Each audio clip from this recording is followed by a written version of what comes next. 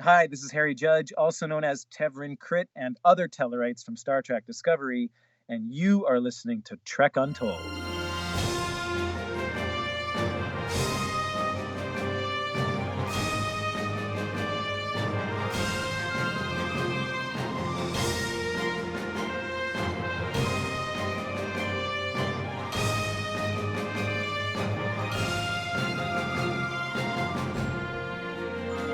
Welcome back to Trek Untold, the Star Trek-inspired podcast that goes beyond the stars. I'm your host, Matthew Kaplowitz. Star Trek has always been a show about exploration, meeting new life, and seeking out new civilizations. You've heard it before. It's these alien characters that fire up the imagination and have continued to make the series so unique and groundbreaking from the day it first aired to today.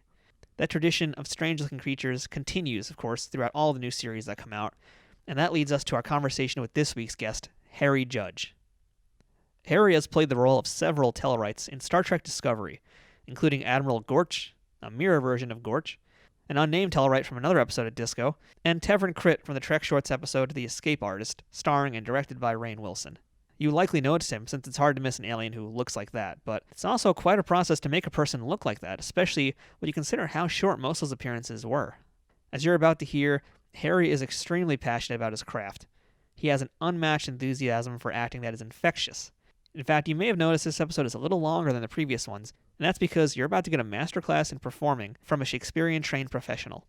It also doesn't hurt that his mother was an educator, and her ability to teach has most certainly been gifted to her son. If you ever wanted to learn about the process of acting effectively under heavy prosthetics, sit tight like you would in a makeup chair, because you're about to get the answers you've searched for. Before we begin this episode, I'd like to remind you to follow us on Facebook, Twitter, and Instagram at Trek Untold. One word, no spaces. You can also support our show by visiting patreon.com/trekuntold. If you're already following us or offering your support in any way, thank you for your help. Most of all, please make sure to subscribe to this podcast and leave a rating and review wherever it is that you're listening to it. This helps more people find us and hear the show. And I'd also like to make a quick shout out to our friends at Triple Fiction Productions, who make some great 3D printed Star Trek inspired products for toys and people, but you're going to hear more about them a little bit later. Now, without further ado, let's beam up this week's guest. Computer, access interview file. Affirmative. Initiating program. Welcome back to Trek Untold. Now, joining me on the other side of the line, we have Harry Judge, who you guys might remember from his appearances on Star Trek Discovery. Well, when I say remember, you're going to remember what he's done, but you might not recognize the face, because he was quite heavily made up in those episodes, but we'll get to that. Harry, how's it going today? It's going great. Thanks, Matthew. So let's start things off with the question I like to ask all my guests on this show, and that's, what is your earliest memory of Star Trek? Earliest memory is watching syndicated episodes of the original series. And it's hard to even know when that would have come from, because they would have been happening all through my youth. And so and they come from more from an image perspective. Watching them at the years that I would have been watching, it's sort of like, it's a kind of a collage of moments, not specific episodes per se, but it's just images of the uniforms and of Kirk and Spock, and particularly in the ship, and the sound too, the soundtrack and the sound effects. So those live within me in a preteen place. And my stronger memories came with Next Generation, because I watched those in real time upon release. But the early memories, syndicated original series. Now, I read in your Facebook you have this really great memory about Star Trek Generations. Can you tell us about that? Oh yeah, sure. Thank you. Yeah, 1994, and it was the first movie that I'd ever, bought tickets in advance for and lined up for, and it was in a movie theater in Edmonton. I was going to university, and Edmonton, Alberta, Canada, and went with some friends from school, and the movie theater there was called the Paramount, and it was one of the old style large cinemas with a balcony and just beautiful big seats, and it really felt like an event. And it was one. It went to have all of those characters and casts together. It was a magical moment because there was something, it felt like you were attending a premiere.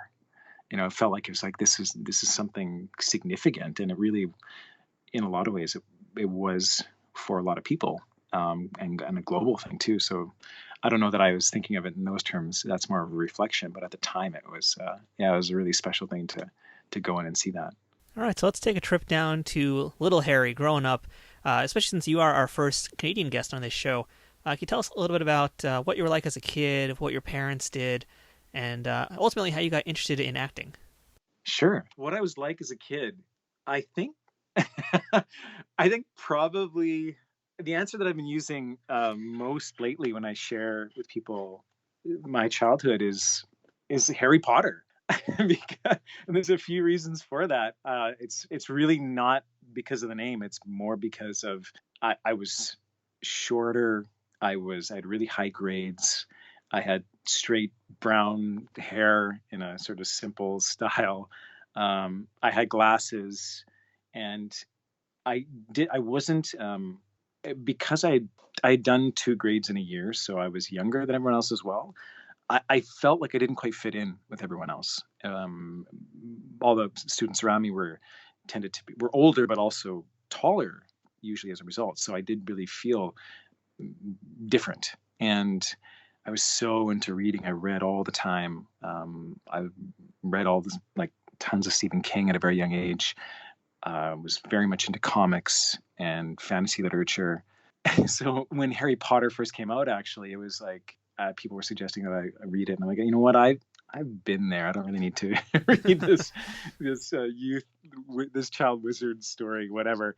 Like I grew up on Tolkien, kind of thing, and then when I ended up reading those books, I actually found them truly beautiful, and they ended up having this kind of unexpected therapeutic effect on me, which was that when I grew up, the name Harry was abnormal. Like, it was not common. There was no Harry Potter. There was no Prince Harry.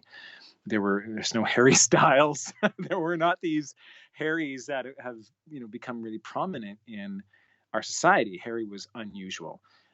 We had Harry and the Hendersons, which was an old 80s movie, and Harry Anderson, Judge Harry Stone from Night Court. That was pretty much it. So the name Harry was unusual, and I was made fun of for it. What I found after reading like the 4th or 5th book, I became aware of this effect, this impact of the books on me, which was that seeing the name so much, in a context of a protagonist, someone who is associated with, like, for lack of a better word, heroic acts or good deeds, and is appreciated and loved, and rehabilitated my relationship with my own name. So using Harry Potter as an analogy was. I think it paints a pretty accurate picture of me as a kid, for who I was, but then it also helped kind of heal a little bit of that for me, just in terms of how I felt a little bit outside as a kid. And I was very active athletic. I played soccer, loved playing ball hockey, as all Canadian kids do generally in some degree. I didn't play ice hockey. I never learned how to skate very well, but tons of floor hockey, ball hockey, soccer, summer sports, that kind of stuff. So, but was a big reader. And my first jobs were actually at comic book and collectible stores. For 3 years, I worked at 2 different comic book stores in the small city that I grew up in. So I was really quite immersed in that culture of fantasy and sci-fi and comics, and grew up on some of Orson Scott Card's sci-fi books, and Chris Claremont had some great sci-fi stuff. And of course, he was an X-Men author that I followed over to some of his sci-fi works too. So those stand out too as some influences. Yeah, definitely excellent influences to have. Yeah. No, I agree. My mother was a school teacher, and she was an elementary school teacher, and with a drama focus. So she also taught the drama classes for all the grades. And as time went by, she ended up becoming an administrator and the first female principal in the district of an arts-focused school, fine arts-focused elementary school. And so that was fairly notable for her at the time. And and really reflective of her commitment to drama and to art and to expression in that way. She was, and still is, just passionate about performing and theater. And she was always involved in rehearsals and in creating productions for schools. And that was a big part of like her day-to-day life, and on top of her school teaching. And I bring that up to say that though that was there, I wouldn't necessarily say that she was a direct influence on me in acting, to answer your other question. My earliest memories about acting were participating in Christmas concerts. I grew up in a Catholic elementary school, and so I remember Little Drummer Boy being one of the lead drummers and singers, and in grade 6 being Santa Claus in the Christmas concert play, and which was, there was kind of an irony in that because I was the smallest kid in the class, but I was, probably the best suited to learn all the lines and just in terms of like the way I had a really good memory. So I did really good in school and stuff. And so I remember those moments. And actually the Little Drummer Boy one in grade 4, that was probably my first really crystal clear moment of performance and being on stage under the lights at the front of the stage at the lead of the thing and looking out into the black, seeing these lightly illuminated faces and feeling like this is right. This is exactly right. Something about that felt kind of like pure and just like I was exactly where I was meant to be. I continued to have high school related experiences in terms of drama class, but not much more than that growing up. In fact, I really thought I was going to be a lawyer or a doctor, or because of my grades, and because I was a champion debater. I had some great success debating in junior high and high school. So law seemed like a natural evolution of that. For anyone who understands like what a lawyer's actual job is, it's not what you see on TV. So I guess I decided I'd play one on TV and have a couple times. It was like, I love debate. I love using language. I love participating in argument and cultivating and creating that. And that is a component of a lawyer's job, but it is certainly not all of it. And for whatever reason, I job shadowed a lawyer in grade 12, and that experience solidified for me, like, nope, I'm not going to do that. And then there were a couple other experiences that eventually led me into the conservatory acting program at the U of A, the University of Alberta in Edmonton, Alberta, and professional training program of the caliber of Juilliard in the States. That's the closest corollary. 12 people, 3 years, very concentrated training. There are 2 schools, the U of A in Edmonton, Alberta, and the National Theatre School in Montreal, Alberta, that were really of that kind of higher, at that time, really of that higher echelon of acting training. I was blessed to go to that school, had phenomenal teachers and an amazing class. And, though we're spread out around the country, we still feel like family now. And I had a really wonderful experience in theater school. So that was the origin for me. Just before we go any further, to answer for my father, he was an immigrant from England, where he took as his trade painting and decorating. So growing up, he had a couple businesses of residential painting and decorating, everything from houses and apartment buildings to industrial. So cineplexes or multi-million-dollar gas plants. He had businesses that would paint and decorate, those sorts of things. And he learned all kinds of really unique skills painting, like when he was younger in England. I was painting glass and using particular kinds of fabrics on walls and a glip to like wallpaper that you hang and paint that. And so he was a real artist in that way. And so that's what they did growing up. So you grew up around very practical, creative people, essentially, which is very cool to have. Yeah. It's even though I didn't necessarily pick up some of those direct skills from my father particularly, you're right that, there was a creativity and influence between there for both of them. Yeah. So I'd like to hear a little bit more about your formal acting training and your education. So where you attended, is this where you began to do Shakespearean acting? Yeah, my first experiences of Shakespeare, I remember in high school, and I think it was maybe Julius Caesar, the first one that we went in depth with. How I feel about Shakespeare is that it is, I feel like it's fair to approach Shakespeare as though it's a foreign language. The reason is because we're dealing with a variety of words and forms and structures and even uses of punctuation that are simply not used anymore. So whether they're words that are not used anymore or words used in different ways, in order to fully engage with Shakespearean text, there needs to be a learning of its rules and how it operates as a language that are different than the way that we use English as a language now.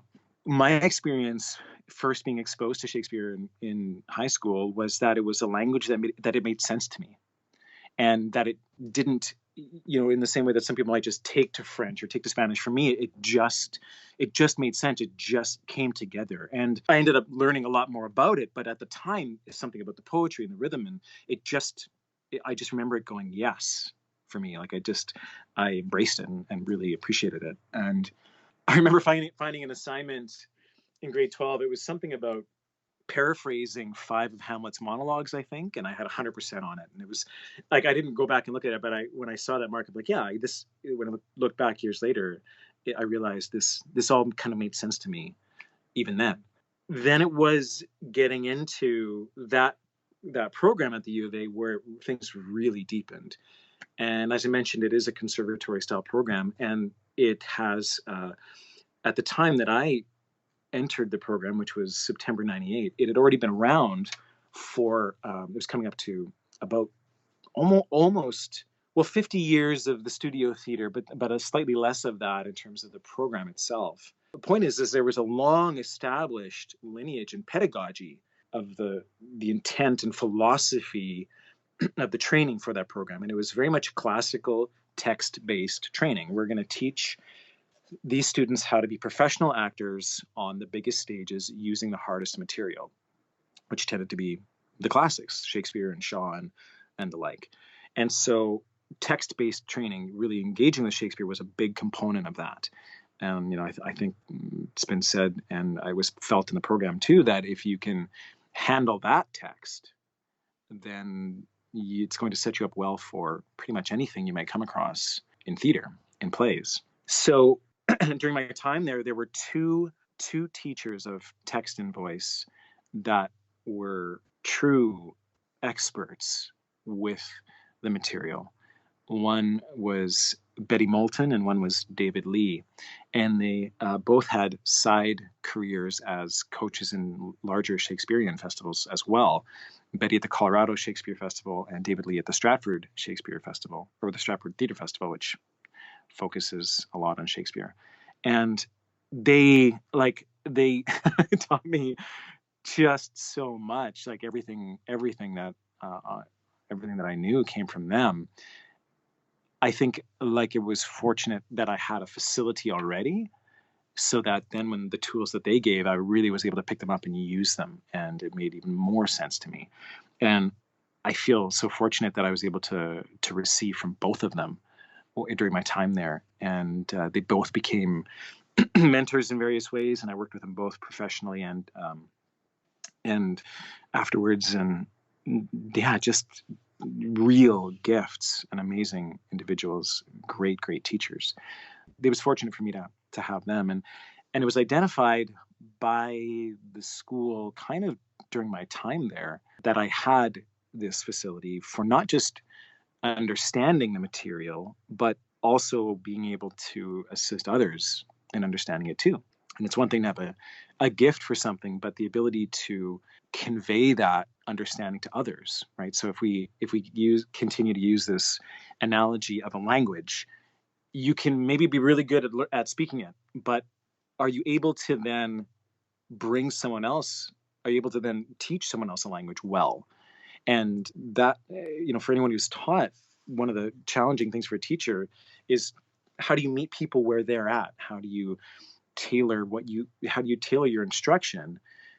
How do you read where an individual's at, how they learn and where they're at, what they're capable of receiving, and then tailoring your instruction to those people. So I think that I picked up some innate teaching ability from my mother's side of the family. Her and all 4 of her siblings were teachers and educators and administrators. So it was all of them on that side were teachers. So I think I got some of that naturally there.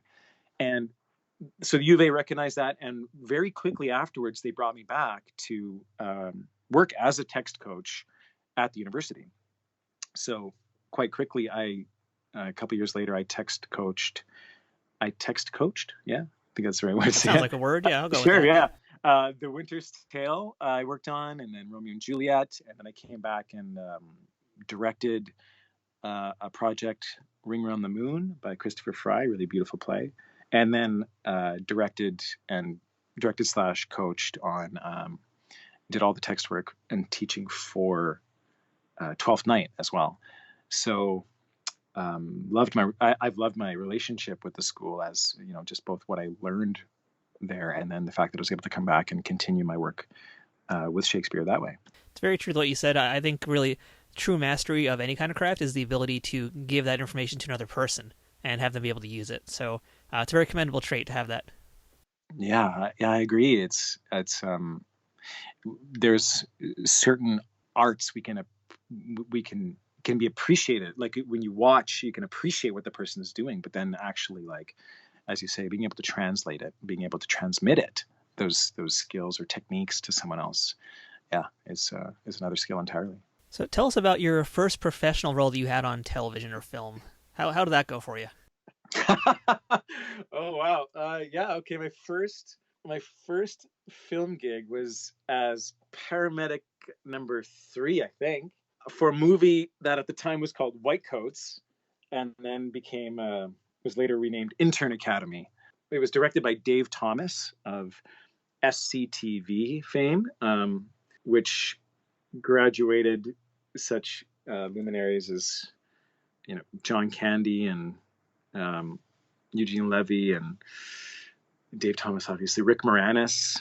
So yeah, it was my first role. I don't remember the audition. I don't remember if I auditioned for him. I don't remember it at all, actually.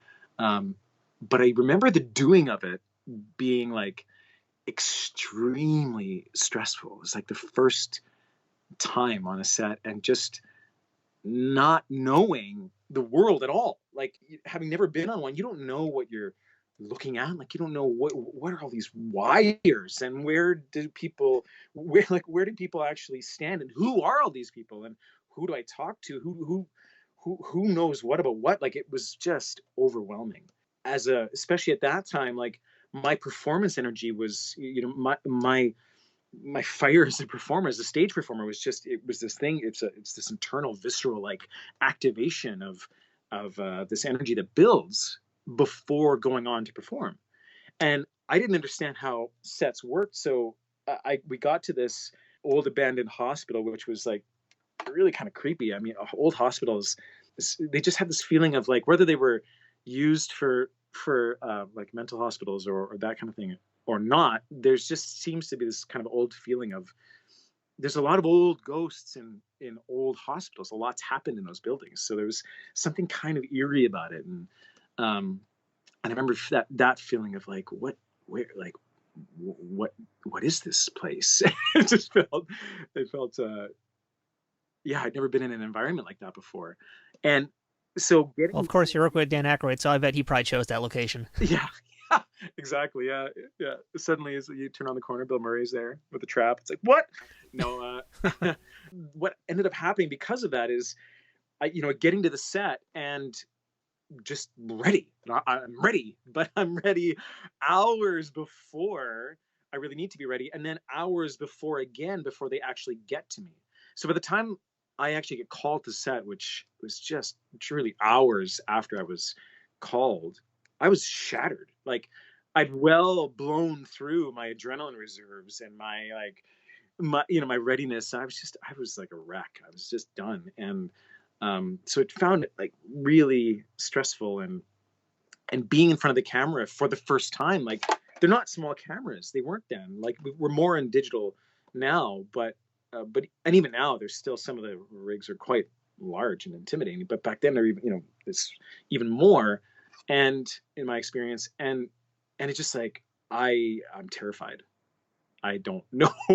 I don't know what I'm doing. I don't know how to be in front of this. I felt like, and that's the thing too, is because it was my first time there. I'm like, well, I'm clear, like I'm obviously a fraud, and it's only going to be a matter of time before people see that. Before people see that I don't know what I'm doing, and so there's this other layer of tension of going, when you don't know what you don't know how you may be revealing the fact that you don't know. Very true.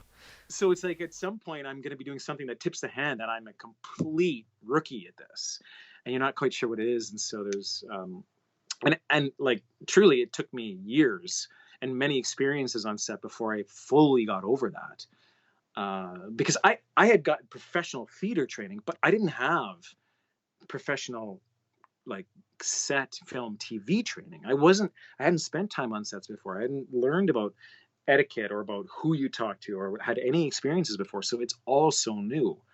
And to be thrown in on the, in a professional environment where you're getting paid and like, it's, you have to deliver it. Yeah, it was very high stress. So I haven't seen it in a while. When I did end up looking back at it, I felt like, oh, okay, I wasn't that bad, but it's been a long time since I've seen it. I'd be curious to see how I felt about it now. I was excited because when I first got to Toronto, it was being shown here in a true theater, but I never ended up going around to seeing it. So I've only ever seen it on TV. So basically the big lesson you learned from this first appearance was really like the number one law from your first beginning as an actor, and that's wait and go. Yeah, it's a very tough lesson to learn. Yeah, wait and go for sure. Like finding that way to be in an idle where the engine's running, but you're not revving. I'm guessing everyone has different relationships with that depending on where you come from, and you're like if you come from a theater background or that performance background, but finding a way to kind of be present and breathe and just kind of, I think the thing too, it depends on the material, but because if you have a very high affect character, or you have something that you have to be really emotionally geared up for, then you kind of have to, depending on you as an actor, then you may need to be living a little more at that in order to be able to get to set and be where you need to be. So the project, it depends on the project too, and the needs of that. So, but that was a lesson learned for sure, is wait and go. So after that, you moved on to a few other shows, a few other movies, including a TV series called Nikita. You were on Rainn, which is about Mary, Queen of Scots, fun series. You were on Saving Hope. But what I want to talk about, I guess, right now is a little bit about a TV movie you did called Flint, which is essentially based on reality. It's based on what's been happening in Flint, Michigan with the water situation there. And your role was as Krit, who is based on an actual real-life person. He was an investigative reporter for the ACLU of Michigan. So I just want to get your thoughts on playing an actual person in real life, and if you'd ever heard anything from Krit, if you ever saw the movie and had any thoughts about it. Yeah, thank you. I felt really honored to play Krit because his participation in that crisis was really key, and like humanitarian work, the work that he was doing to draw attention to the crisis and to report on it. And I had wondered from the beginning, like, would I connect with him in person and just touch base with him and have a conversation? And I ended up not doing that. And that felt appropriate at the time because I was able to reference a lot of his work online. So I saw interviews with him on YouTube, and I read his articles, and I read his Twitter, and I think I followed him on Twitter, and I definitely contemplated connecting with him, but in the end, it felt like, given what the script ended up being and what the needs were there, and given how much I was able to get from the work himself and to see him and observe him, I didn't feel like I needed to go further in that way.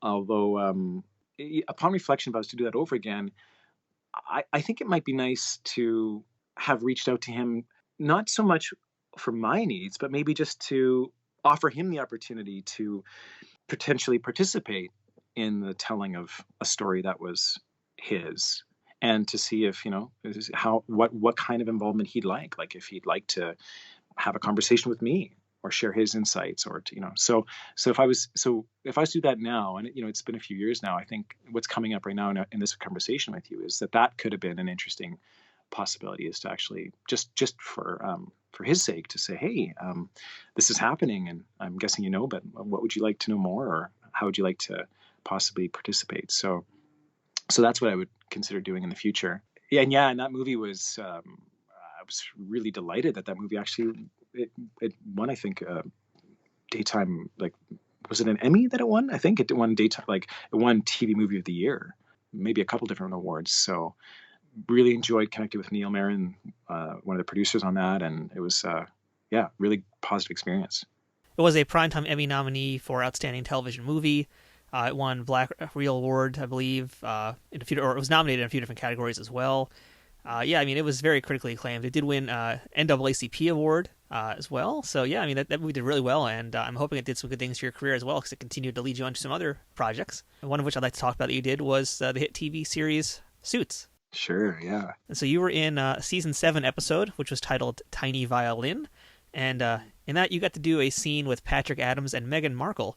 So just tell us a little bit about that experience of being on Suits, and this very surreal fact that you shared the screen with someone who would become British royalty not long after you worked with her. Well, I'll offer just a little correction there. All my work was just with Patrick. Well, it's just okay. Yeah, so I did say Rachel Zane. I did say her name, but she was, but I never actually met her, which was totally for the best, because I loved that show, and had auditioned for it several times over the years, and had kept up watching it, because it's kind of responsible as an actor to be watching the shows that are being shot in your town and that you're auditioning for. And this was one that we talked earlier about my interest in argument and debating, and my youthful flirtation with the possibility of me being a lawyer. And I just loved the formula of this show. I loved the music. I loved the casting. I loved the writing. It just so worked for me. And so Suits really does seem like it's tailor-made for you. Yeah, I had a blast on it. I mean, I love being in Suits. After I got out of my comic book stores time as a kid, I worked at Sears in grade 12 in menswear. And so I was forced to wear suits and dress shirts and ties and dress pants at that job. So I really liked dressing up even from a young age, and did a lot of it in grade 12 at that work. And so any excuse I had to be in a suit was more like great, as opposed to some people feeling uncomfortable in them. I love dressing up in suits. So even that, it was a great fit. And so given my love of the show and how much I watched it and was really caught up until season 7. Yeah, like I had well developed my crush on Meghan Markle. And I don't know how it would have gone if I'd actually had something to do with her. And I say that because doing the scene with Patrick himself was already, I was starstruck. Like looking up, because he's a taller guy, certainly taller than me, and looking up at him into his eyes, which are just so present and blue. And I'm like, I'm speaking to Mike Ross right now. And that was going through my head before saying my first line. And I was just on that hair's edge of blanking, because I was just like, and finally words started to come out of my mouth, and then it unfolded and it kept going. But yeah, that was legit being starstruck, and I know it would have been doubly challenging if it would have been around Meghan. So I was glad to not meet her. So, but that show, I felt really honored. This is a really good example for any potential aspiring actors that are listening to this, because I think that was my 7th audition for that TV series. And I look back at the parts. And each time, and especially as the seasons continue and you continue to watch the show and grow to enjoy the show and then love the show and feel aligned with the show, it starts to be a hit that it's a hit to the system. Like, it hurts a little bit, the fact that you keep auditioning and not getting cast. It's kind of rejection from this thing that you like, or this girl that you like, or something you have a crush on. It's like you love them, but they're saying no to you. So it's like, as opposed to auditioning for something that you have no investment in, right? So it was challenging continuing to audition and knowing that there were only going to be so many seasons. So, we're getting into season 7, and if I'm not going to get cast soon, I may not get cast at all, and that would be like a real shame because I just love the show so much, and I feel like I'd have something to offer it. So over the years, I would go back and I'd look at the parts that I didn't get and be like, yeah, no, I can see that. I could see why I didn't get that. Yeah, that was good casting with that guy. That's the right fit.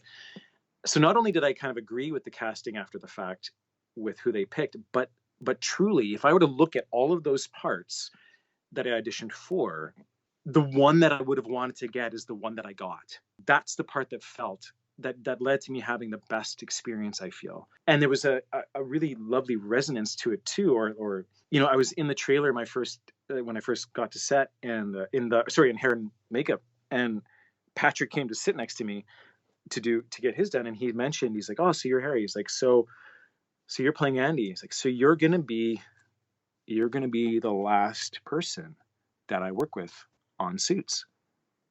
It's like, wow, no pressure. Yeah, absolutely. It was like a moment of kind of pressure, and then also this moment of like awesome, because I knew that I was bringing a true like love of the show and an appreciation of him and his work and of what the show has done.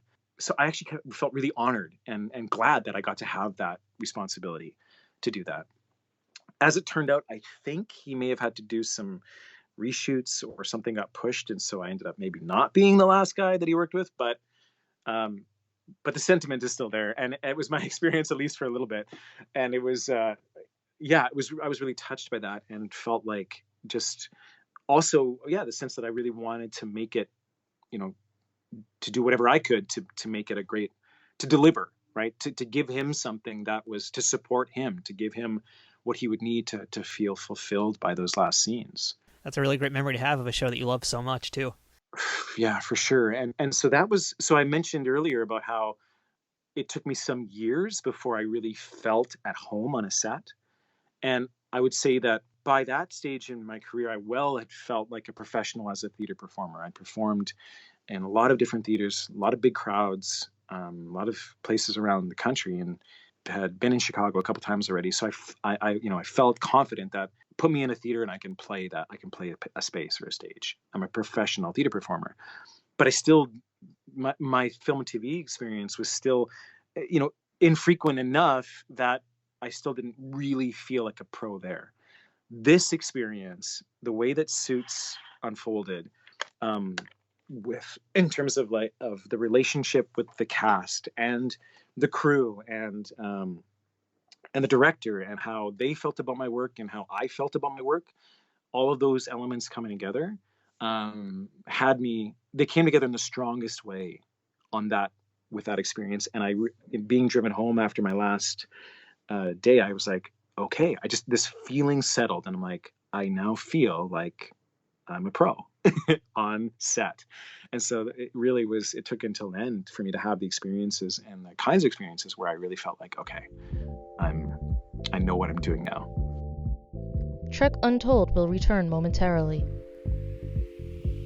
Trek Untold is brought to you by Triple Fiction Productions. If you're a Star Trek cosplayer looking for props, or toy collector looking to spice up your shelves, Triple Fiction Productions has you covered. Triple Fiction Productions produces affordable and unique 3D printed Trek-inspired products from the original series, Next Generation, Deep Space Nine, Voyager, Enterprise, and the movies. You can expect the same amount of care and attention to detail in any of the items in their catalog, whether it's a prop replica for use in a fan film, or part of a cosplay, or accessories and playsets for figures from Playmates, Migos, or Diamond Select. Own your very own tricorder or phaser rifle with working lights, the bridge of the Enterprise E for your Playmates figures, or any other item from countless species and ships from the Star Trek universe. All products are 3D printed in the USA and are constantly evolving and improving based on fan feedback. To learn more about their products, visit them at triple-fictionproductions.net or on Facebook at facebook.com/triplefictionproductions. Triple Fiction Productions, taking Star Trek where no 3D printer has gone before. Hello, I am Jose Betancourt, the host of Cheese, a photography podcast. My podcast covers everything photography, not the hardware side of things, but the adventure, my adventure in photography. I also have a few guest hosts who will hop on every now and then. They both have varied experience in photography, and they know way more than I do. So I pick their brains, and things that they tell us is really remarkable. So make sure you check out Cheese, a photography podcast. You can find it on iTunes or at rageworks.net. We now return to Trek Untold. So, Harry, you must have been riding quite the high, going from this great appearance on Suits to then going into Star Trek Discovery. So now we're going to start talking some Trek. And my first question about that is, how did you end up being cast on the first season of Star Trek Discovery? My first audition for the show was my first audition for the Tellarite, and ended up being my only audition. So whereas some people have been getting brought in for a variety of different roles, I hadn't yet. I'd yet to have gone in for the show. The audition request, when breakdowns go out, there are various criteria that are requested, sometimes physical. And in this case, the request is to have, 5'8" or shorter, and people with smaller heads. So, all right, that's pretty unique. Yeah, so which makes sense because you gotta throw another head on top of their head. So if they've got a really big head, then the head that's gonna end up is gonna be really, really big. So yeah, it makes sense that they would want someone with a little bit of a smaller head. And I guess I ticked those boxes, and I got brought in. And yeah, so it was my first audition, and it ended up being, like I said, my only one, because they were auditioning for Tellarites and Andorians. And as far as the day that I was there, it was just all men that were auditioning for the male versions of these characters. And I came in, I did my audition. I looked as alien or as spacey as I could. I was wearing my 5-finger Vibram or Vibram shoes, the shoes that are like, that have your toes kind of in separate pockets. And so I wore those, so my feet would look a bit different. And I wore this like skin tight Adidas workout shirt that had a bizarre pattern on it. Like, it looked futuristic, and it looked kind of outer spacey. It was just blue striped and just different. It just looked other. So I went in with that, and I didn't realize at the time that I thought I was auditioning for a new alien race. I didn't link that Tellarites had already existed in the canon or were already pre-established. So I didn't do any research into Tellarites as a race before this audition. I just went in being heavily, being steeped in Star Trek, having grown up with Enterprise and seeing the movies. Sorry, not Enterprise, Next Generation. Having seen the movies and feeling like I understood Star Trek and understood the tone of it and understood what they were wanting in the scene. So went in, did that audition. They called, I think, a couple days and were like, you're on a list. Would you be open to doing callback? And it was like, yep, for sure. And then they call back a little later, like, you know what? No, we're not going to do the callback. It's like, okay. Next day, so we're thinking we are going to do that callback. Are you available? And it's like, yeah, for sure. And then that gets canceled again. And then the next call is from the agent, and they booked me, and that was it. So that audition, that was my only audition for Star Trek, is my only audition for Tellarites, and I only did one take, too. Like, I just went and I did it the way that I felt was right, and the casting director, Lisa Parison, was just like, that was perfect, thank you. And that was all, one take, in, out, and that led to this happening, which, when I think about it, it can sometimes just all happen that. I don't want to say that easily, because I did prepare for that audition, and that audition, I really drew on my understanding of Star Trek, but also having had some really wonderful mask training in theater school, bringing some of those principles into the audition, knowing that I'd be under a full prosthetic, just bringing some of those elements, tailoring my audition a little bit to kind of indicate a sense of performance with the whole head and the whole being, and not just eyes, and subtle subtle, specific, and just that sense of incorporating that. So whether that was ever acknowledged or seen or registered by the people who made the casting decisions, I don't know. But for me, it really felt like it felt like something that I was bringing, that was just as an indicator that like I got what it would mean, what would be required to play through a mask. I definitely have more questions about that when we get closer to talking about your later appearance as Tevrin Krit in the Trek shorts. But before we get over there, I just want to talk a little bit more about the time and discovery that you had, because you played this Tellarite, or rather 2 different Tellarites, throughout 4 different episodes of the series. And so my big question again is just more so on the prosthetics. You talked about you've had experience wearing full masks in your training, but what was the process like to first get fit for all of this prosthetics you're wearing, and then the experience in the makeup chair, and then just being on a set wearing all this hot gear and your larger wardrobe? And just bring us through the whole process of becoming a Tellarite. Wow, yeah, it's so the process after you get cast, then you get cast, right? There's a cast that's made of you, and for me it was head and shoulders and hands, which actually went all the way up to forearms. And was that done by Glenn Hetrick from Alchemy Studios? It was outsourced to some local Toronto artists. So there were some the individuals that cast me were local here, and another company that had been working on the production. And there was a lot that was going on in that season with all of the Klingons, and so there were times where they would just have so many prosthetic staff on, and then for me to get added in to get cast that day as well, like they'd already had a big makeup day, I believe, that day, so they'd already done a lot of prosthetics, and so I wasn't working with anyone directly at that time anyway who did my cast with. That was part of Alchemy. But the casting itself so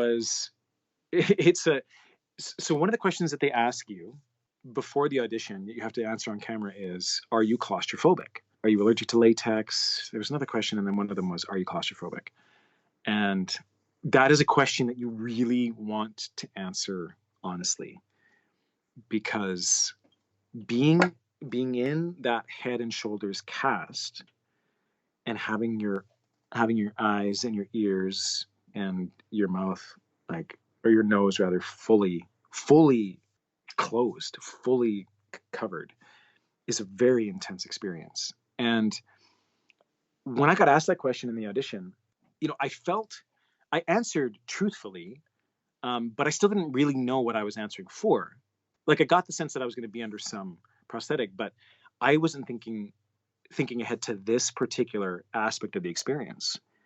And so being under it, and kind of as the layers of the casting go on, and it gets heavier and heavier and heavier, and you're fully, you're being covered up, and it's like you're going to be there for an hour plus underneath that for it to cast and form and for it to do all it has to do. Like, it's a long time.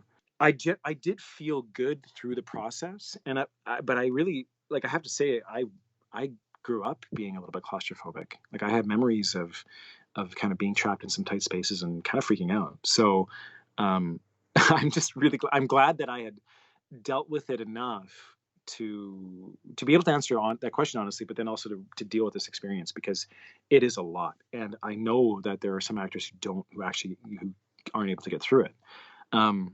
For me, what was helpful was just the fact that I had done enough meditation over the years leading up to that I was able to tune in to that and just find that inner space and stillness and breathe, connect to my breathing and just sort of like go inwards. So that was a huge help and what got me through it. And yeah, so that was the process of getting cast originally.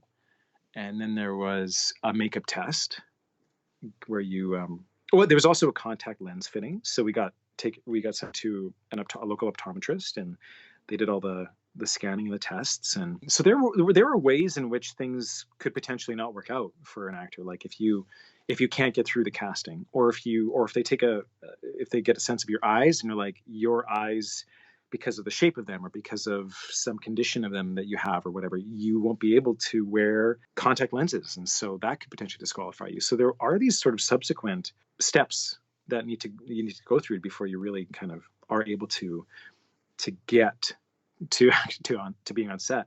And in fact, 4 of us ended up getting cast, 2 males and 2 females. Whereas in the final episodes, we have myself playing the Admiral Gorch, or Mir Gorch, and then we also have Riley Gilchrist playing Admiral Shakar, the Andorian. So he and I were the male versions of the Andorians and Tellarites that were cast, but we also had a female version of each that were cast as well. And both of those individuals were booked for episodes just like we were, but they ended up not being used. So even though they'd gone through all the casting process just like us and had the prosthetics developed, because the script no longer called for them, they never saw screen time. So it is an interesting, you kind of never know exactly what's going to be the fate of these things until you actually end up on set. And you can be booked, your days can be set and planned, and then if the script changes and they don't need you anymore, then it can shift. So in this case, Riley and I were the ones that moved forward, and we did get to play a couple of versions, like you said, of our characters. So for myself, it was Gorch. We were introduced to the mirror version of him in episode 11, and then we met Admiral Gorch in the regular timeline, and then we also met a different Tellarite admiral, unnamed, in season 2. So there were 3 iterations, I guess 2 or 3 depending how you look at it. Gorch for sure, and then the Tellarite admiral in season 2 that came from that, and different prosthetics. The material was different as well as the actual sculpting. So but the process was the same, the actual prosthetic process. Now, did you speak with Doug Jones or any other veteran actors who've had to wear heavy prosthetics before you put on yours? I did meet Doug briefly in the trailer, and I would have loved to have had a dialogue with him about it. And at the same time, I feel like, and I don't know if you've talked to anyone else who's worked with him or himself, but he's an extraordinary man. And I do not know him well at all. Like, we had an experience on set, and then we met at STLV last year, and he's like living love. When he met me in the trailer and he just sort of put his hands on me, there was a transmission with that. It felt like, I don't know, it felt like something was given. And whether it was just an essence, whether it was some subtle code that like, I don't know, but I felt like I felt like I'd received something from him that would constitute some kind of support through the process coming up.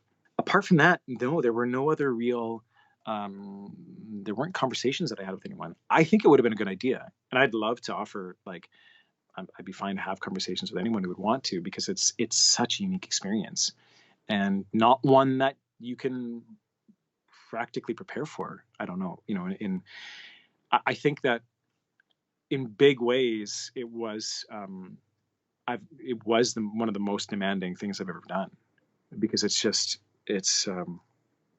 the circumstances of the shoot too all add to it. So we're shooting outside. It's summertime. It's 30 above, hotter in some of the areas, and you're underneath all of that, and you're sweating, and you can't eat solid food, and your contacts don't fit right, and your prosthetic teeth are cutting into your gums, and it's like, and you don't even know how much of those things you can fix, because it's like I didn't even know to speak up about my teeth, for example, until a couple of days in, because I just I'm still kind of trying to understand what's going to adjust, what's going to shift, what can I speak up about. So it was a huge learning process, and I was really so fortunate that I had those experiences on those episodes before Tevrin Krit came along, because they really led me to feeling comfortable in the prosthetic,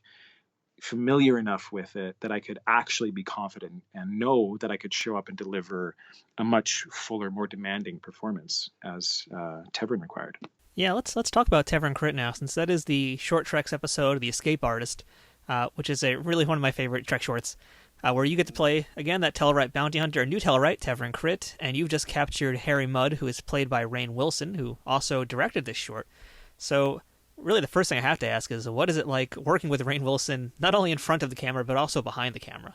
It was a blast. Like, Rainn was fortunate because they gave him rehearsal time.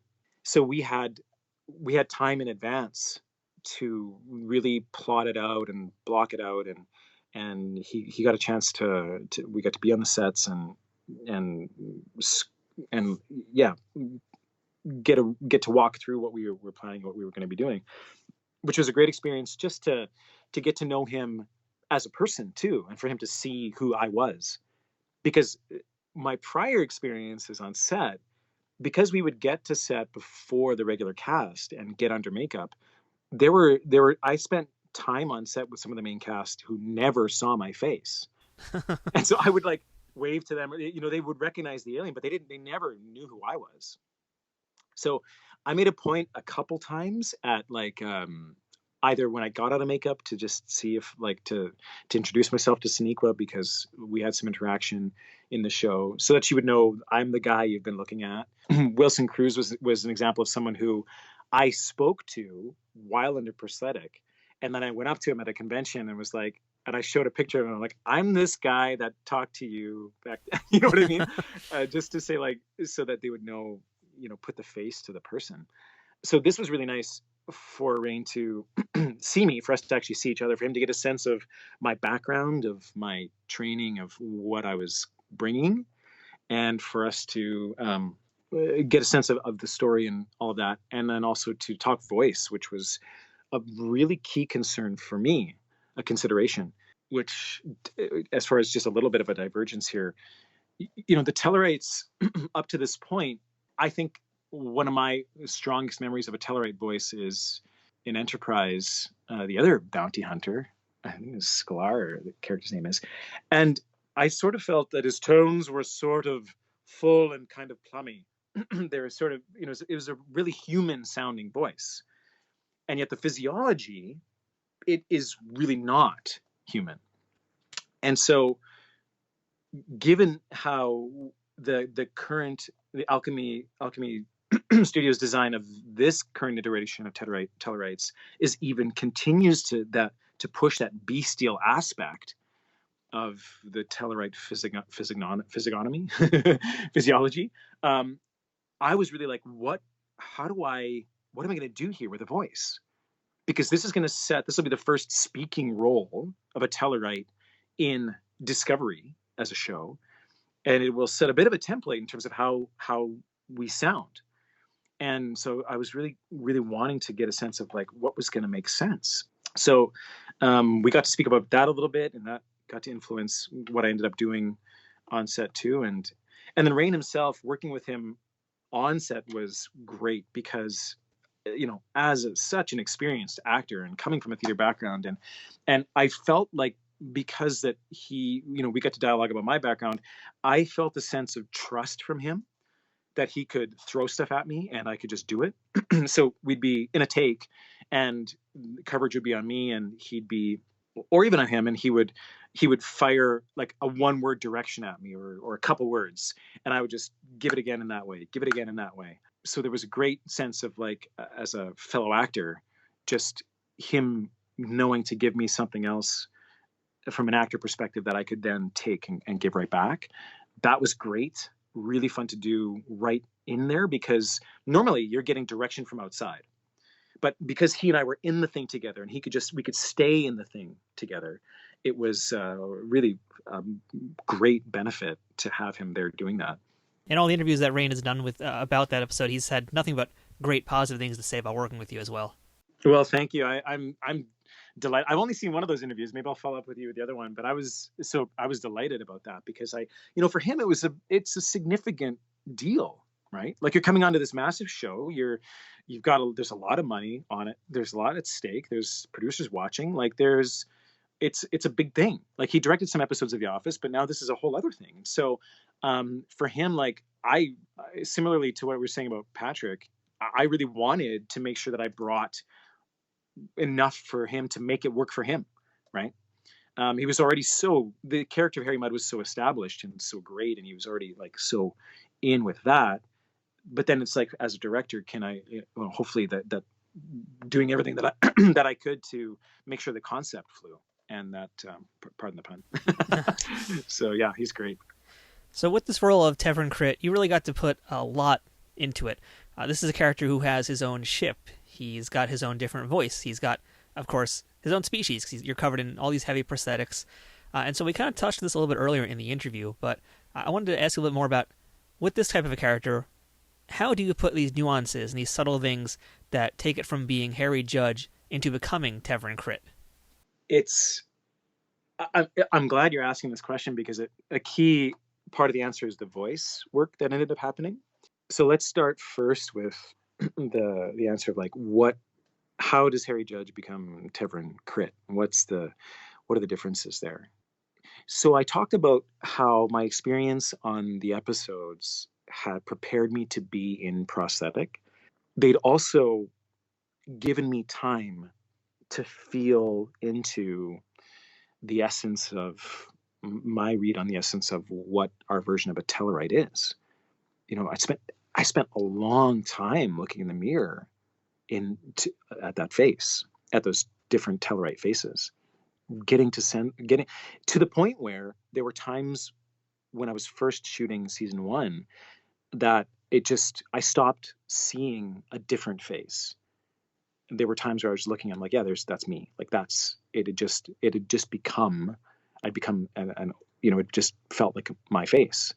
And when I came back for one of the episodes, the last time I think I shot in season 1, I found that, like, when the face went back on, I was like, oh, I've missed this face.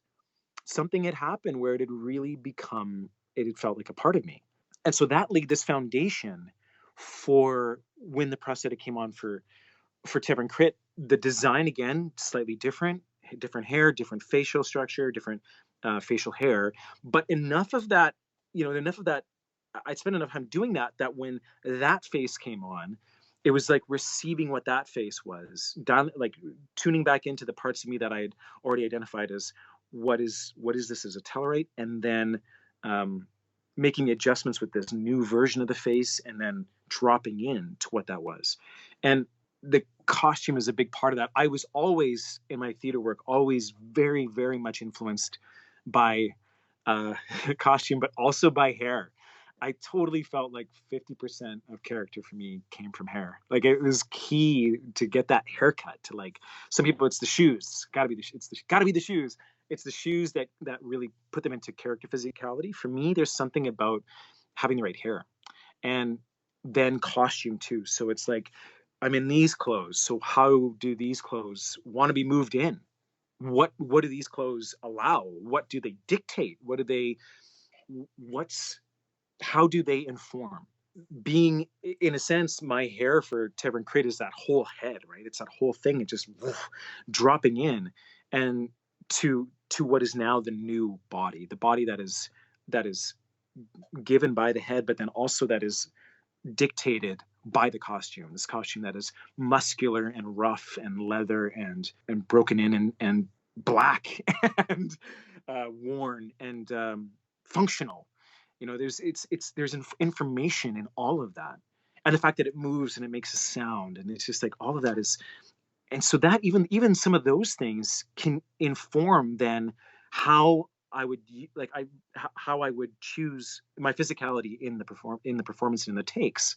Pretty much everything that I did in The Escape Artist, all of my physical movements are very precise. Like, it's very deliberate how I'm working with the face and the head and the costume, and wanting to move it in a certain way so it has that kind of feel, embodying that. And that is, in terms of I can tell you that's the process. The how of that, I would say, is something that just is part natural, part very much coming through some mask work that I did with Carl Hare in the University of Alberta. He talked about this process of scoring. And when if you take a knife and you score a line in a piece of wood or something that you're going to cut, scoring a performance is a similar kind of reference, where you're kind of carving out the physical action of the character, of the performance, or of the moment that you're going to do. And so with my audition, the first audition I talked to you about, that I used just these subtle head movements, this was me scoring the what I was going to do in the scene, just creating very definite, precise choices that were going to convey what I wanted it to physically. And there was a similar element of that happening in this, because it felt to me like, you know, that's something that, as much as I love working with language and adore it, and like, you know, it's a huge aspect. Also, what I love, like, I love bringing a physicality to a performance. So whether it's Henry V and the combat and the fight scenes in that, or the play version of Chariots of Fire, where I'm running and playing the fastest man in the world and doing all of these, you know, stylized versions of running, or Peter Pan, where I'm like, we didn't have a fly system, and I'm expressing the physicality that way, just through movement and dance. Similarly, to me, it's like we need to transmit to audience or camera this physical energy. And so it was important to me to bring a sense of threat, of violence, of physicality, of a real sense of that there's that not only do I have Harry Mudd in custody, but I'm going to keep him there. And that's understood because this being has a kind of a full physicality. And so that was all factoring in as part of the work. And then the voice came out of that. So the voice was, like I said, it was something of a lot of consideration for me. I really took it seriously in terms of what I wanted to do. And I was nervous, so nervous about how am I going to come out with a sound that's going to be consistent, or like, or authentic, that's going to match how I look. Because there's my voice, but how am I going to come up with his voice? And it was, and I played with a few things with Rainn in rehearsal, but they just felt like I was disheartened in the end, because I'm like, I can't really do this right now. Like, I'm going to have to wait till it's on me, till I'm informed in the same way by the weight of the prosthetic, by that costume, and by just the energy of the moment. And I loved what ended up coming out. Like, it was guttural, and it was dark and rough and musical too, and tuneful. And there was a lot of vocal expression in there. And that was super important to me, because my capacity for facial expression was really limited by the prosthetic. You know, it couldn't just be a look. I needed to tell as much of the story through the vocal story as well as possible. And there was a trailer that was put together, a 30-second trailer, which was on Instagram and YouTube as well. It was a trailer for The Escape Artist. And if fans may have seen it or can find it, and if you find that trailer, you can hear my unadulterated voice, the voice as was taken on set. I ended up going back in and having to re-record every single line and sound that we shot. Every word, every kind of sound, snort, all of that, because the prosthetic was sort of muffling to this extent that nothing came out.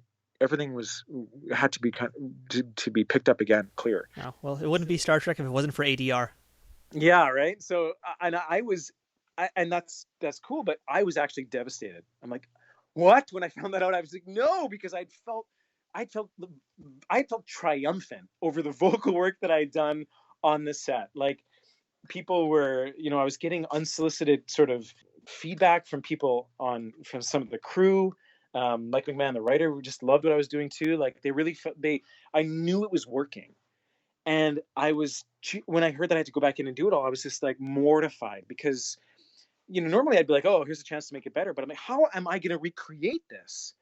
This was a function of the moment, of the energy of the moment, of the makeup, of the prosthetic, of the costume, all of that.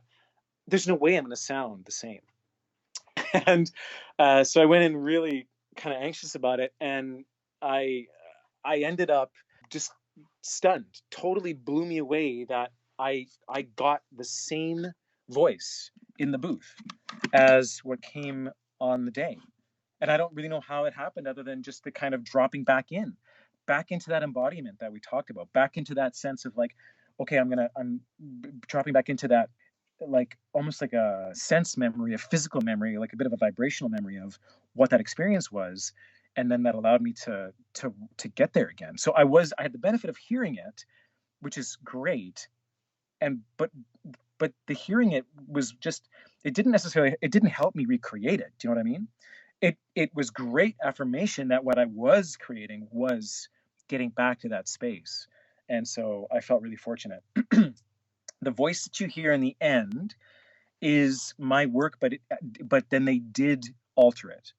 So it's about, I don't know, I'd say 75% my voice in terms of how much I dropped it and made it really guttural, and like the lower register that I took it down to is a lot of that is me, but then they went further with it. So if you want to hear the unadulterated version, track down that trailer, and you'll hear a couple lines and get a sense of what that sound was. Can I put you on the spot right now and ask to talk with Tevrin Krit for a moment? Let me just think. Yeah, let me think for a minute and see if I can get. I bet you never thought you'd see this face again, did you? No, Tevrin Krit. You slept with my sister and stole my family's sacred cudgel. That's brilliant. Well done. Thank you. And so I can really, just having this chat with you now, I can really especially hear the educator in your voice, because I don't know whether you realize it or not. And I hope our listeners can appreciate this, but you basically just gave a free masterclass on how to be working in prosthetics and how to handle the whole process and just how to actually act as that type of character. So thank you for that. Oh yeah, my pleasure. Thank you. I'm glad. That's great. So I know that Star Trek crews can't really say much about the next season of Discovery. So in the vaguest terms possible, without getting you in trouble, because I know if you say anything wrong, they're going to dismember you.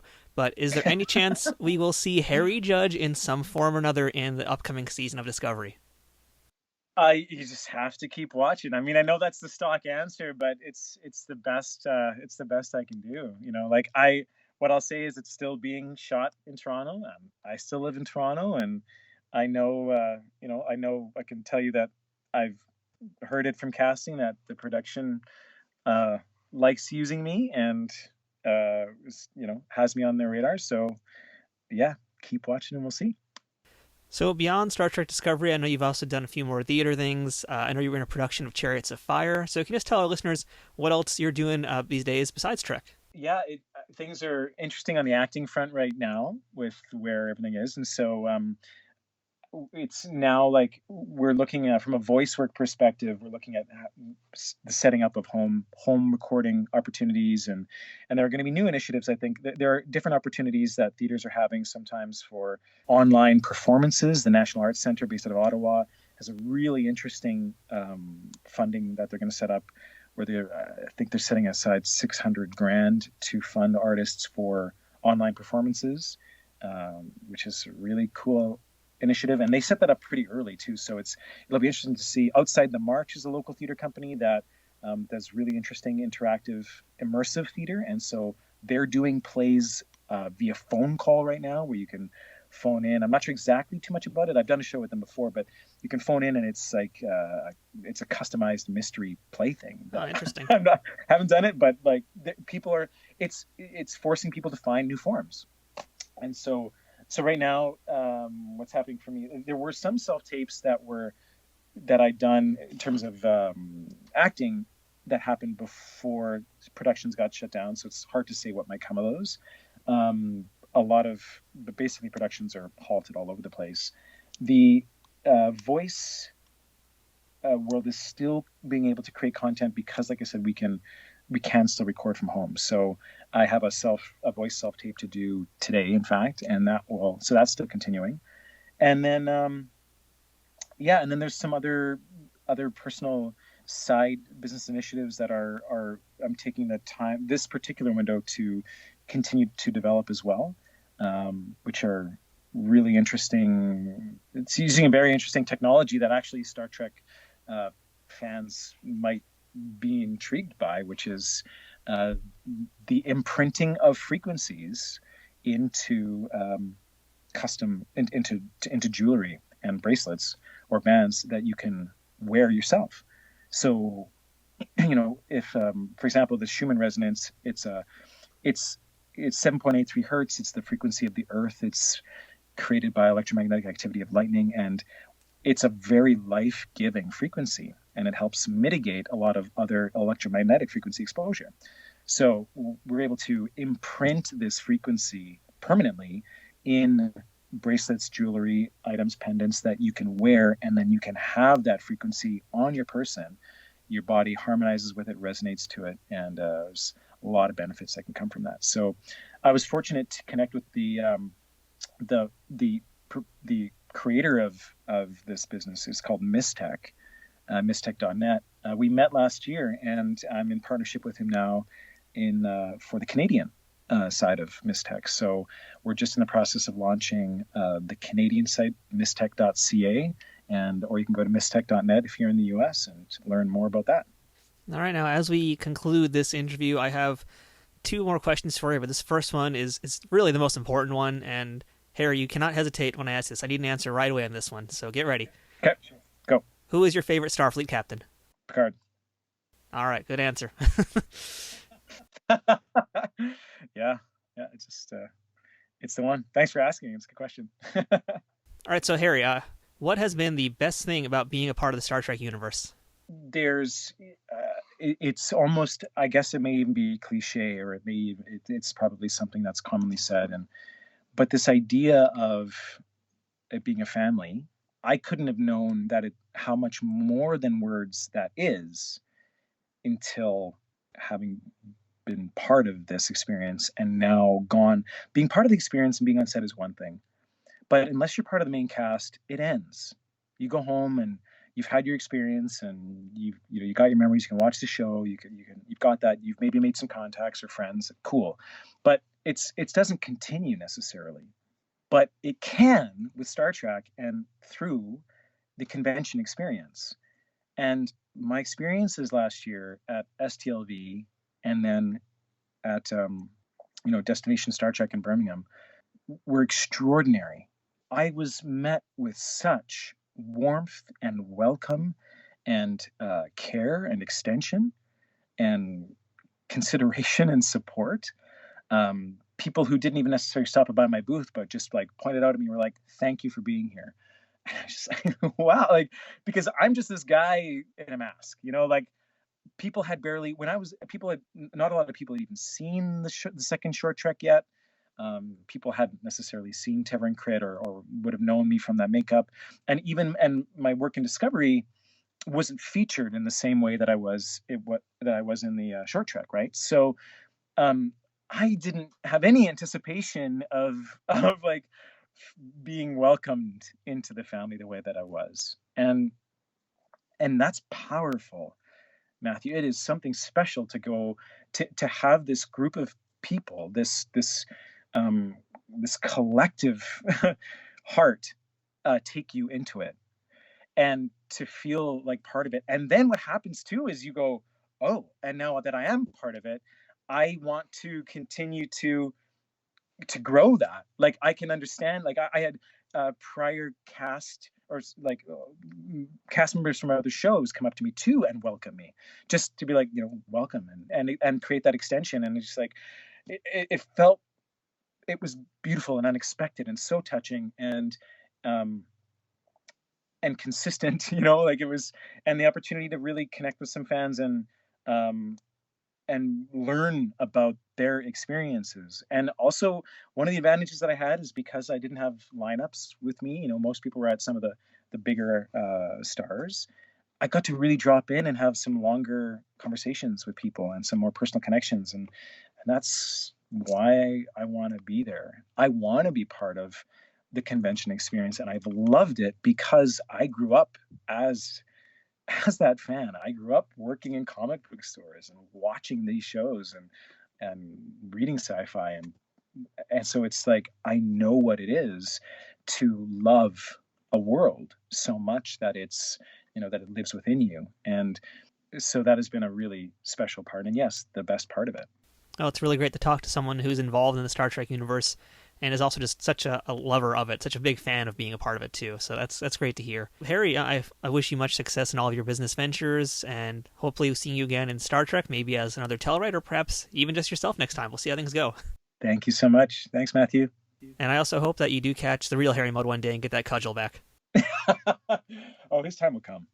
And that was our guest for this week, Harry Judge. And Harry also wanted me to mention that you can hear him in his first ever audiobook on Audible and Amazon Prime, which is called Trudeau, The Education of a Prime Minister. And that's all about Justin Trudeau's first term in office. And when I say it's his first book, it's his first time doing an audiobook, since this book was not written by himself. But he did read it, obviously out loud, and before he did the performance, and he said he enjoyed it a great deal. So if you're interested in Canadian politics, there's something for you to check out later. The Tellarites first appeared in Season 2 of the original series in the episode Journey to Babel. The first actor to wear the Tellarite makeup was John Wheeler, a veteran actor who appeared in just about any TV show you can name from the 70s, 80s, and 90s. The makeup he wore was extremely difficult to see out of, and didn't offer the actor much visibility. In order to see where he was going in the scenes he was performing in, Wheeler had to lift his head higher than normal, which he incorporated into his portrayal of Gav the Tellarite, leading to the lore within the series of them being a very proud and oftentimes arrogant species in all future iterations of them. So thank you for listening to this week's episode of Trek Untold, and if you haven't already, please subscribe to the show, and if you can, leave a review and rating. We'd appreciate it very much. You can also follow us on social media. Just look for Trek Untold on Facebook, Twitter, and Instagram. We'd love to hear from you, and let us know what you think about the show. If you'd like to support this podcast, check out patreon.com/TrekUntold to learn how you can keep our ship operating at full power. Once again, thank you to our sponsor, Triple Fiction Productions, and shout out to Scott Ray for setting up this interview. If you'd like to book this week's guest for a convention appearance or an autograph signing event or anything else, you can email Scott at scottray67@aol.com. This has been Trek Untold. I'm Matthew Kaplowitz, and until next time, fortune favors the bold.